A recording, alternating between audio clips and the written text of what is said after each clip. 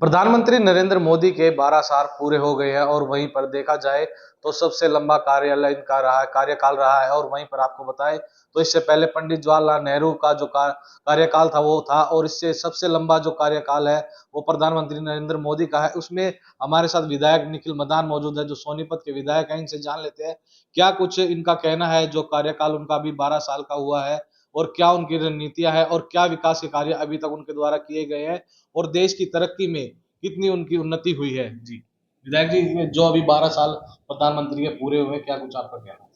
माननीय प्रधानमंत्री श्री नरेंद्र मोदी जी के 12 साल जो सबसे लंबा समय आज तक चुने हुए प्रधानमंत्री जी का रहा है, तो वो माननीय नरेंद्र मोदी जी का रहा है।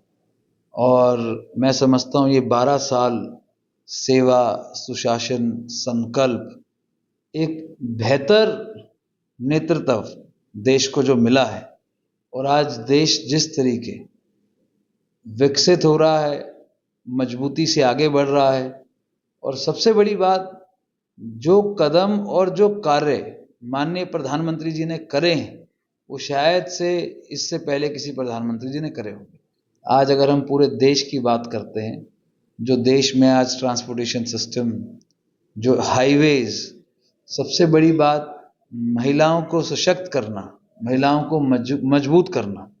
और मैं समझता हूँ कि आज हमारे देश की बहन बेटियाँ इतनी मजबूत है कि जो ऑपरेशन सिंदूर हुआ है उसमें भी हमारे देश की बेटियों ने वो ऑपरेशन सिंदूर को लीड किया है।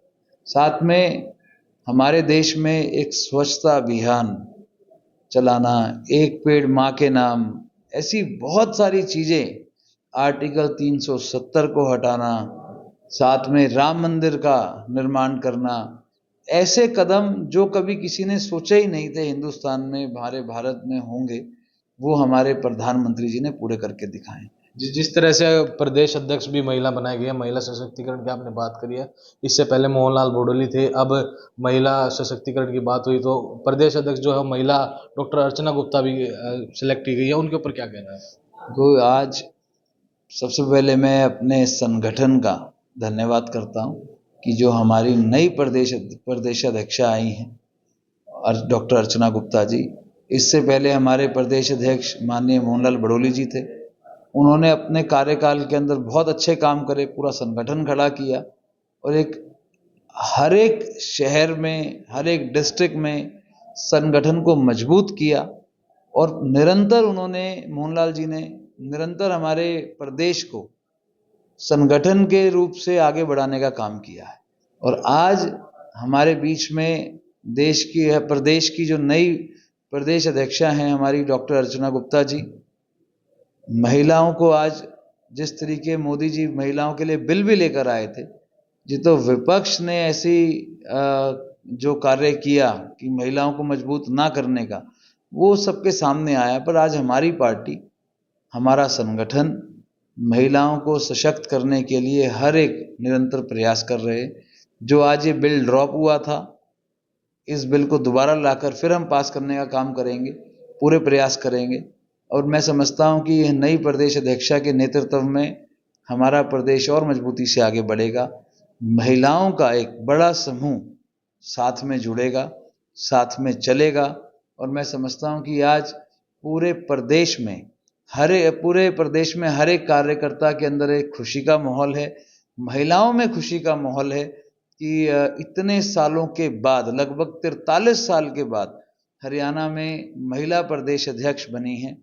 तो मैं उनको बहुत बहुत बधाई भी देता हूँ, शुभकामनाएं भी देता हूँ, और मैं समझता हूँ कि उनके नेतृत्व में संगठन बहुत मजबूती से आगे बढ़े। ये महिला सशक्तिकरण की बात हुई, देश का विकास भी हो रहा है। अब अपने शहर सोनीपत की बात करें तो ड्रेन नंबर 6 का कार्य जो है अब दोबारा शुरू हो गया।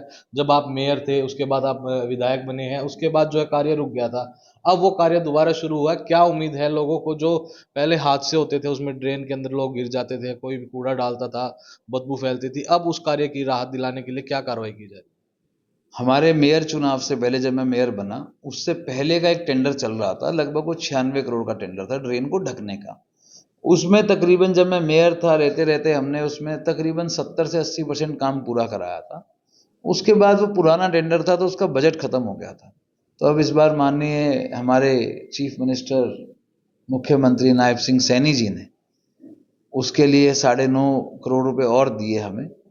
और जो आज कार्य ड्रेन का चालू हुआ है उसके अंदर हमारे चैम्बर क्लीनिंग के लिए रैंप्स बनाए जा रहे हैं। जहाँ जहाँ पे ड्रेन अभी कवर नहीं हुई थी उनको कवर किया जा रहा है। साथ में बारिशों का मौसम है, इसी कंपनी को ड्रेन की डीसिल्टिंग का काम भी दिया है कि बारिशों से पहले हम एक बार ड्रेन की पूरी सफाई करा दें, ताकि जो बरसात में पानी आए वो उससे ड्रेन का लेवल ऊंचा ना हो और स्मूथली हमारे यहाँ से पानी आगे जा सके। तो जो भी ये ड्रेन का कार्य है, आज आप देख सकते हैं मुरथल अड्डे की तरफ से अगर हम आते हैं, जो ड्रेन लगती है मुरथल रोड पे, वहाँ से ढकने का कार्य भी चालू हो गया है। साइडों में दीवार बनाई जा रही है जिससे रैंप उतारा जाए नीचे सफाई करने के लिए। तो आज हम लोग हमारे शहर के प्रति कोई भी विकास कार्य है उसके लिए गंभीर हैं और एक एक चीज़ हमारे टिप्स पे है कि कौन से काम प्रायोरिटी पे होने वाले हैं।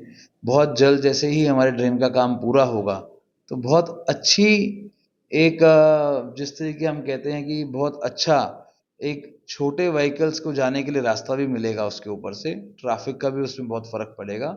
उसके साथ में जो ड्रेन पूरे शहर में हमारे जो ड्रेन के साथ लगती हुई कॉलोनियों को जो तकलीफ होती थी स्मेल से या जो वहाँ पर पानी भरता था, तो ये भी इससे भी बहुत बड़ा छुटकारा मिलेगा। जी, जिस तरह से एक विकास की बात करी जाए, ट्रिपल इंजन की सरकार है और वहीं पर अब मेयर भी आपकी पार्टी का आ गया, तो सोनीपत के विकास की अगर बात करें तो आने वाले समय में किस तरह का विकास रहेगा, क्या सोनीपत की सहूलियत होंगी?